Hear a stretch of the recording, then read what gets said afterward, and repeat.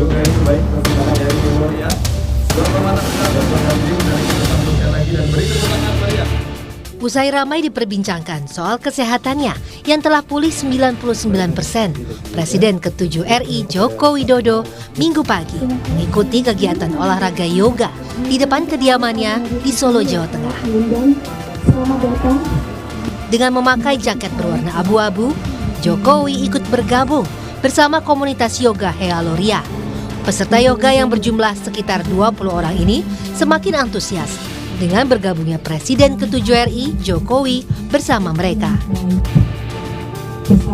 Meski tak lama, Jokowi terlihat mengikuti setiap gerakan yang dipandu oleh instruktur dan bilang dirinya sering mengikuti yoga dan merasa lebih segar usai mengikuti olahraga asal India tersebut.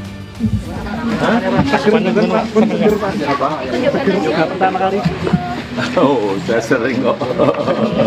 Tambah seger ya Pak badannya ya Pak? Seger, setelah yoga seger. Sebelumnya, Presiden ke-7 RI Joko Widodo disebut telah pulih 99% dari sakit yang dideritanya. Hal itu diungkap Sekjen Projo, Freddy Damanik, usai pertemuan Jokowi dengan Ketum Projo Budi Ari pada awal Mei lalu. Saat itu mereka sempat membahas sejumlah program pemerintahan sebelumnya yang kini dilanjutkan Presiden Prabowo Subianto. Freddy bilang, bulan Juni mendatang, Jokowi siap untuk berkeliling dan menyapa masyarakat Indonesia. Pak Jokowi mengatakan bahwa kondisi kesehatannya sudah pulih 99% dan rencananya bulan depan, bulan Juni, beliau sudah akan keliling Indonesia kembali untuk menyapa masyarakat. Menurut Ketua Umum Projo Budi Ari, mereka membicarakan tentang keberlanjutan program-program pada saat pemerintahan Pak Jokowi, kemudian yang dilanjutkan oleh program-program Pak Prabowo saat ini. Sejak bulan Mei 2025 lalu, Presiden ke-7 RI Joko Widodo mengalami alergi kulit di area wajah dan leher setelah dirinya melakukan kunjungan ke luar negeri. Tim Liputan Kompas TV.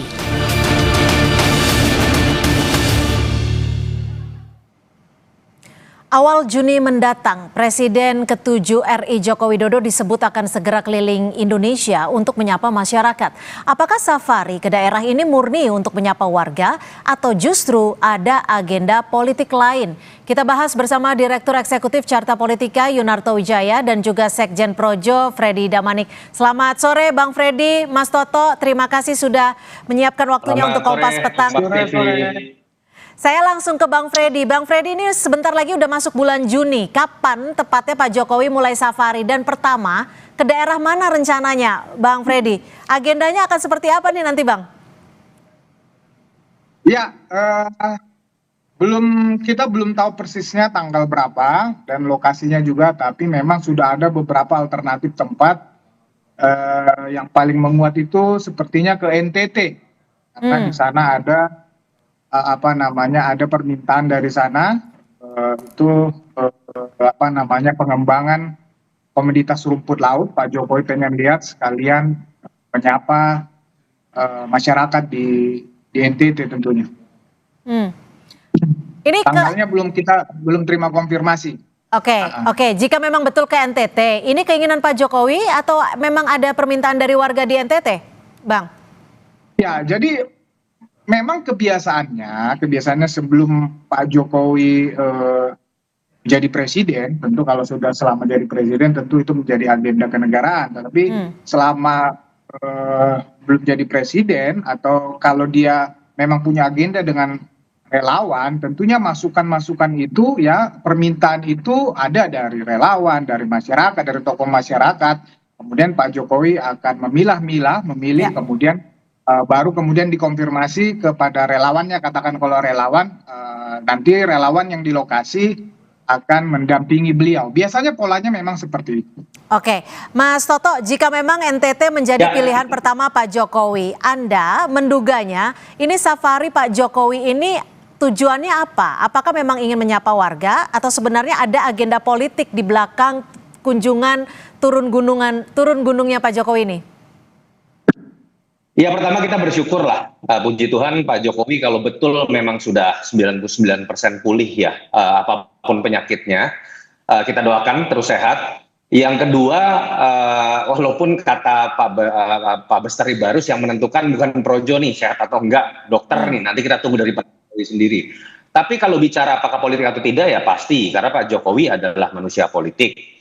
Dan apakah pertanyaannya ini akan menguntungkan barisan kekuatan yang masih menjadikan Jokowi sebagai payung elektoral juga pasti. Jadi kalau ada beberapa pengamat mengatakan bisa jadi blunder buat PSI, Jokowi sudah tidak sekuat dulu.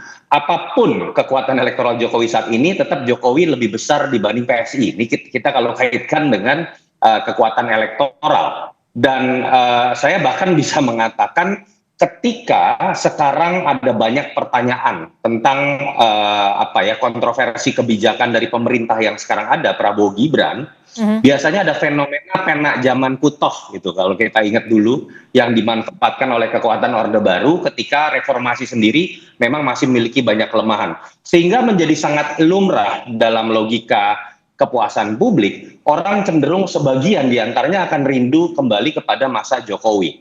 Nah, di situ menurut saya akan menjadi menarik. Pertanyaannya ketika kemudian Jokowi memutuskan untuk turun gunung, dan sudah pasti tentu ada nuansa politiknya, apakah Pak Jokowi di sini akan memerankan sebagai pihak yang bisa menjelaskan segala macam kontroversi dari kebijakan pemerintah sekarang, atau jangan-jangan Jokowi sedang menikmati nih kontroversi yang ada, sehingga ketika kemudian dia turun, orang kemudian bisa makin terasa rindunya lagi dengan pemerintahan sebelum. Kalau itu yang terjadi sebenarnya nggak sehat.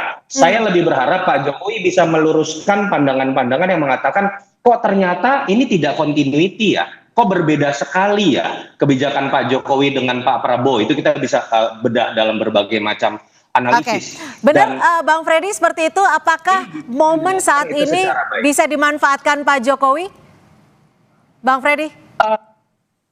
Ya, ini apa namanya, statement Mas Toto ini statement menjebak ya, begitu nanti.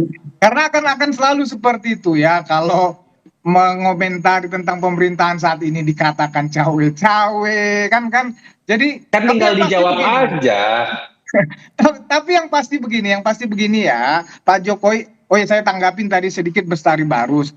Jadi Mas Toto, konteksnya itu Pak Jokowi mengatakan kepada kami sewaktu pertemuan relawan. Jadi omongan pulih 99% itu bukan omongan Freddy Damanik ataupun Projo, tapi omongan Pak Jokowi di hadapan para relawannya ya. Jadi bukan Freddy Damanik, itu yang pertama. Yang kedua, memang mau menyapa masyarakat ya, karena sekian lama Pak Jokowi hanya menerima tamu dan pada saat menerima tamu tersebut tentu banyak masyarakat juga minta dikunjungin balik dan Pak Jokowi. Tapi kan saat ini posisi Pak Jokowi bukan ketua umum partai manapun dan juga bukan presiden lagi, Bang Freddy.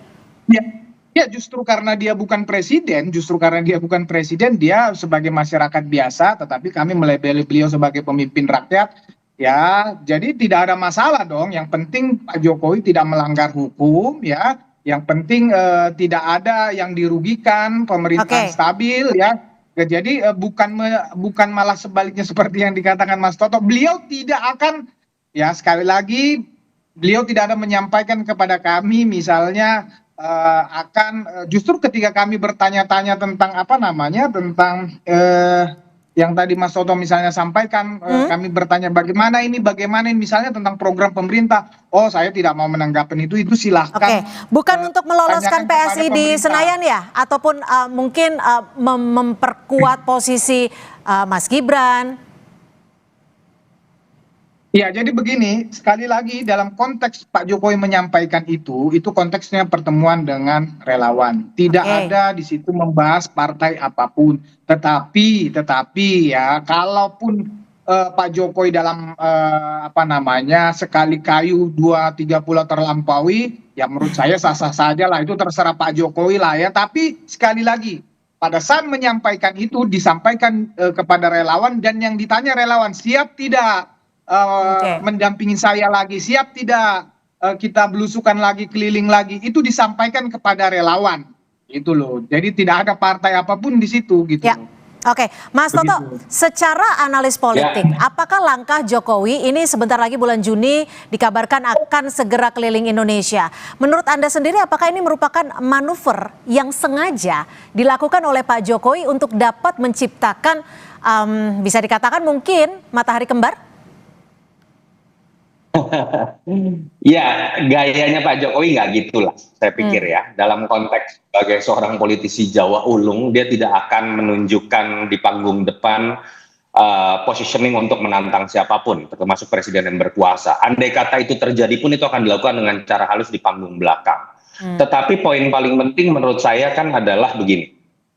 Kalau kita lihat, tadi saya sudah katakan, Jokowi jelas jauh lebih besar dibandingkan PSI. Jadi ketika ada satu partai diidentikan dengan Jokowi, dia pasti akan diuntungkan ketika endorsernya bernama Jokowi akan mulai turun gunung lagi. Nah, pertanyaannya tapi apakah itu adalah hal yang paling penting dibutuhkan saat ini oleh kekuatan elektoral dari barisan pengikut Jokowi? Menurut saya ada satu hal yang harusnya dilakukan terlebih dahulu. Kalau kita ingat bahkan tentang isu mengenai keliling saja, Cynthia, itu terjadi perbedaan pendapat loh. Di antara PSI, diwakili Bestari Barus, dengan apa yang diungkapkan oleh teman-teman Projo. Ada kesan seakan-akan bahwa PSI mengatakan yang menentukan bukan Projo, tapi PSI. Makanya sempat keluar bahasa di Makassar. Kalau bicara teman-teman Projo mengatakan akan di NTT. Ini tidak baik dalam konteks kemudian menunjukkan soliditas dari kekuatan barisan pendukung Jokowi. Di luar itu pun, PSI sekarang kan ada kesan dengan keluarnya Ade Armando, perbedaan pendapat antara Ali dengan Ahmad Ali, ada ketidaksolidan. Nah itu yang menurut saya terlebih dahulu seharusnya sosok yang sangat dihormati oleh semua kekuatan barisan pengikut Jokowi menyelesaikan itu terlebih dahulu, baru kemudian turun gunung. Nah pertanyaan kedua adalah yang saya ingin katakan, ketika teman-teman Projo mengatakan Jokowi akan kemudian berbicara mengenai program-program yang sudah dilanjutkan oleh pemerintahan Prabowo. Jujur loh, secara empiris saya yakin banyak sekali pendukung Jokowi yang kemarin memilih 02 sedang menghadapi pertanyaan besar. Kok continuity-nya cuma Gibrannya doang jadi wapres? Programnya nggak ada yang nyambung. MBG itu kenapa seperti ini? Disiplin fiskal kenapa berbeda sekali dengan Jokowi? Defisit APBN yang berpotensi lebar dari 3% kenapa berbeda sekali dengan apa yang dijalankan oleh Jokowi. Saya berharap Jokowi punya peran kenegarawanan untuk berbicara mengenai hal tersebut dibanding sekedar jadi ayahnya Gibran, ayahnya kayak yang sifatnya hanya elektoral. Nah, Bang Freddy, kalau tadi menyambung pertanyaan dari Mas Toto, ya pernyataan dari Mas Toto, solid nggak sih sebenarnya pendukung Pak Jokowi ini, baik itu dari PSI dan juga dari relawan-relawan Jokowi, termasuk dari Projo sendiri. Siapa yang menentukan agenda-agenda Pak Jokowi saat turun gunung nanti? Ya, yang menentukan seperti saya sampaikan tadi, udah pasti menentukan Pak Jokowi, Mas. Kalau relawan Jokowi, pasti solid. Ini disampaikan sekali termasuk lagi, dengan PSI ya? PSI kan bukan relawan Jokowi, PSI itu partai. Partai yang Tapi kan ini didukung Pak Jokowi juga. Ya. Kita nggak bantah itu. Pak Jokowi sudah deklarasi di PSI, tetapi sekali lagi kami tidak membicarakan PSI dalam pertemuan itu ya. Kami tidak membicarakan, dan kami juga Projo, konteksnya Projo, tidak ada masalah dengan PSI. Saya rasa itu Bung Bestari Barus mungkin tidak membaca atau tidak mendengar statement saya lengkap. Jadi dia pikir itu omongannya Freddy Damanik atau Projo. Padahal itu omongan Pak Jokowi di hadapan relawan-relawannya. Jadi nggak ada sama sekali ini berebut, klaim-mengklaim. Nggak ada. Kemudian saya jadi tapi agenda besarnya apa dong nih Bang Freddy? Karena publik juga bertanya-tanya nih, agenda besarnya apa? Ya, agenda besarnya, visi besarnya tentu ya kontinuitas emosional itu ya Mbak ya, kedekatan emosional kepada rakyat itu menurut kami di dalam perpolitikan Indonesia itu lebih kuat dari jabatan apapun. Termasuk jabatan seorang presiden, dan itulah yang akan terus ya dijaga oleh Pak Jokowi. Jadi menyapa rakyat belusukan, selain memang itu karakter beliau ya, itu akan terus dijaga. Jadi kepentingannya memang menjaga ya, tujuannya tetap menjaga semangat relawannya, menjaga semangat masyarakat pendukungnya. Terus terang aja pada saat itu Pak Jokowi mengatakan siap kapan saja kita belusukan menyapa masyarakat dan siap-siap apa saja nanti yang akan terjadi, relawan siap. Terus terang aja Pak Jokowi memang menyampaikan itu kepada kami relawannya, dan kita dengan semangat menyatakan siap Pak, gitu loh. Oke, baik. Nanti kita tunggu ya. Berarti awal Juni Pak Jokowi langsung turun gunung ke sejumlah daerah di Indonesia. Kemungkinan ke NTT, tapi masih belum dipastikan. Terima kasih Bang Freddy, Mas Toto sudah berbagi perspektif di Kompas Petang. Selamat sore. Terima kasih.